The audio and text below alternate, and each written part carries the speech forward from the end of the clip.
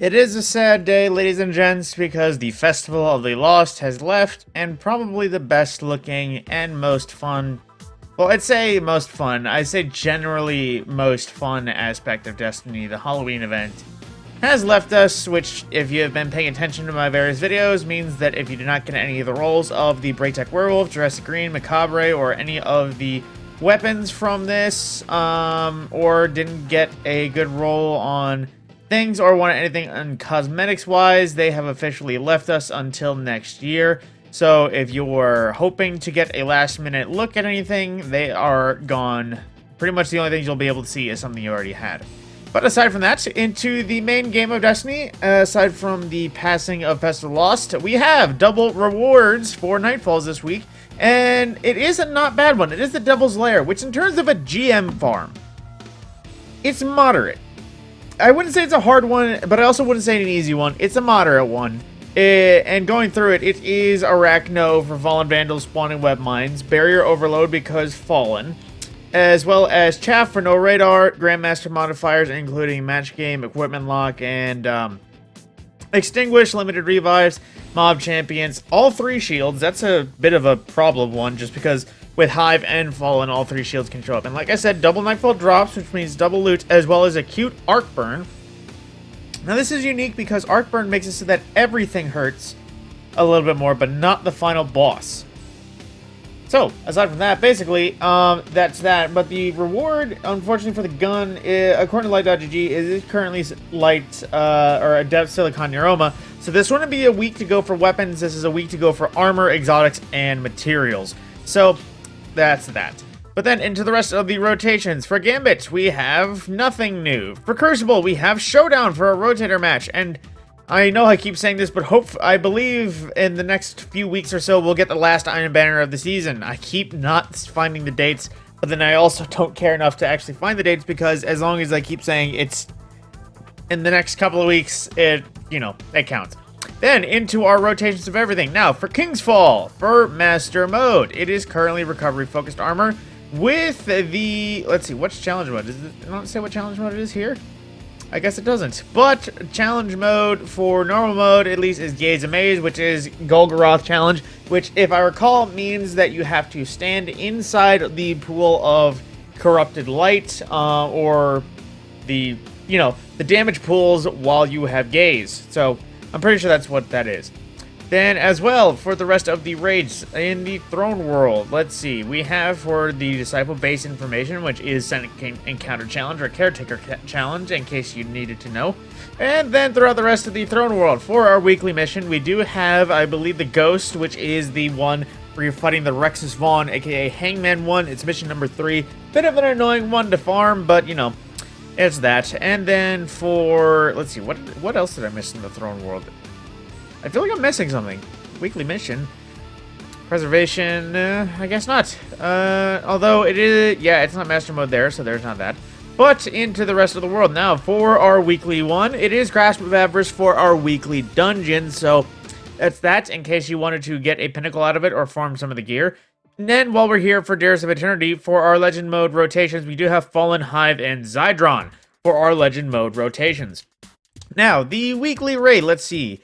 I believe it is Garden of Salvation, judging by what's... Yes, it is Garden of Salvation. So if you wish to farm some of the gear from it, all 4 challenges active, everything, there's no point in running this for Herbs of Divinity, since Divinity is a quest. You just have to do what the quest requires, and then kill the final boss, and you shall claim Divinity. But outside of that, it is the free pinnacle.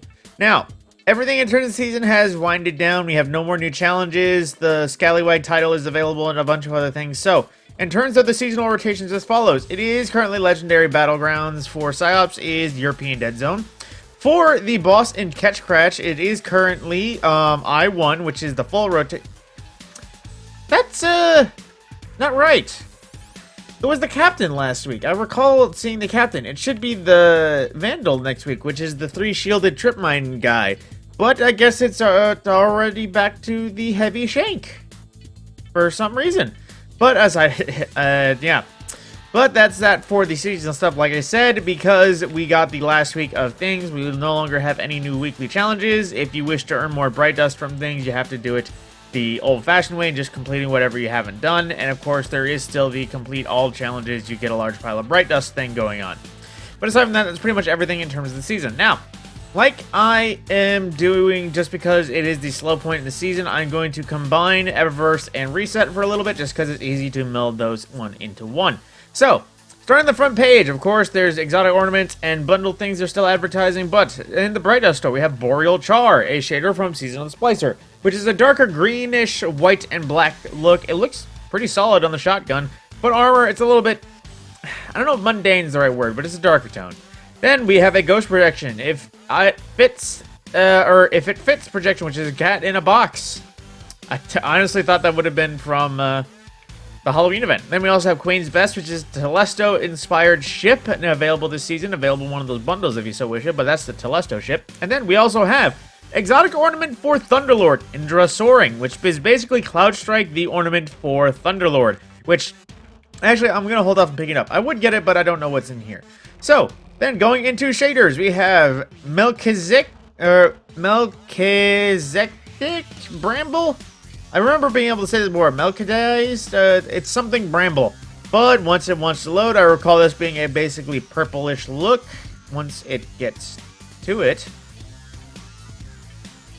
I'm patiently waiting. I am no longer patiently waiting. And I'm leaving. So, I'll cut back around. Then we also have Bruised Blush, which is, you know, that kind of thing. It's a bit of a carbon look, pinks and blues, so I would say cotton candy style look to it if you wish.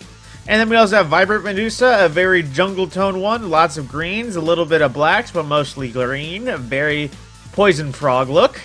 And we also have Wayfarer's Guise, which is a more forest green as opposed to rainforest green. A little darker, but, you know, still looks pretty decent. Not gonna lie. Then, for our transmits, we have the Traveler's Wake effects from Season of Osiris, or Curse of Osiris. Basically, the Light Traveler. And then the Harpy's Cry from Season of Undying, spawning outside of a Oracle. And then we also have Ghost Purple from last season, which, if I recall, is just a blue shader redone to be legendary and being purple. Which, I believe Bungie's running out of ideas for transmats. Then we also have High Seas Dance, emote from this season, brand new, but it's pretty much just that, if I recall. You have Brigand's Law, a sword, a privateer hat, but then it just ends. Then we also have the Hard Light Shell from Season of Hunts, which is, you know, the Hard Light Shell. It looks like Hard Light. It's Amalon inspired. It's a little bit derpy, but it still looks kind of cool. Then we also have the Sunny Day Seeker, which is a solar-themed sparrow, which I just realized this thing is chonky. Like, look at that. That's wide. I'm pretty sure this might be one of the widest sparrows in the game. But it has that kind of cool, translucent, I was almost saying Evo, but that's not the right word. But, you know, sparrow trails. And we also have the M3D1 Valkyrie from Season of Splicer, which this one, I remember, okay, this is the paramedic one. I forgot what this one looked like. I won't lie, this looks good, but, it's hard to go for it. Kind of. You know, it does, still, to me, it doesn't look better than Platinum Starling. And then for all of our characters, basically, if you wanted the chest plate from the weekly, or from the Eververse set, the chest plate is available for all three of the classes, whether it be Titan, Warlock, or Hunter. If you wanted the chest plate, but didn't feel like paying silver for it, it's currently available for Bright Dust if you so wish to have it. Then we also have Matter Scourge from Season of Undying, or Season of Arrivals. This one's for Outbreak Perfected. It was basically the... There's a seasonal weapon set. This looks just like the seasonal weapon sets because of it. Then, lastly, as usual, we have the Startling Arbor projection for Ghost Projection. And wait a minute, is this... Okay, hold on, Bungie. I need to say something. That, a Ghost Projection, a legendary Ghost Projection, is more expensive than a exotic weapon ornament by almost 250 Bright Dust. Whose mad idea was that? Who actually takes the time? Like, look, I know I have my Ghost Projection up, but this is a Ghost Projection I've had for ages. I literally haven't changed it for anything. Why that's more expensive than an ornament that I'm almost a connoisseur of? I have no clue. But regardless, speaking of weapons, it is time to visit Banshee and wrap up the reset update to see what he has. So, on the front page, we have Enyo D, a precision frame Hake SMG. Basically, it's the grade down from aggressive frame. It's not terrible. It's supposed to be a replacement to Anio, but honestly, some of the weird perks on it, it doesn't have perks that really synergize well or work well together, kind of. And we also have Boudica C, a precision frame sidearm, also Hake. Now, I've been seeing a lot of things about this being the John Wick gun, just because it kind of looks like a little 9mm Glock, but at the same time, it is basically just a sidearm. It has some unique PvE and PvP perks, but in the end, it's still a sidearm.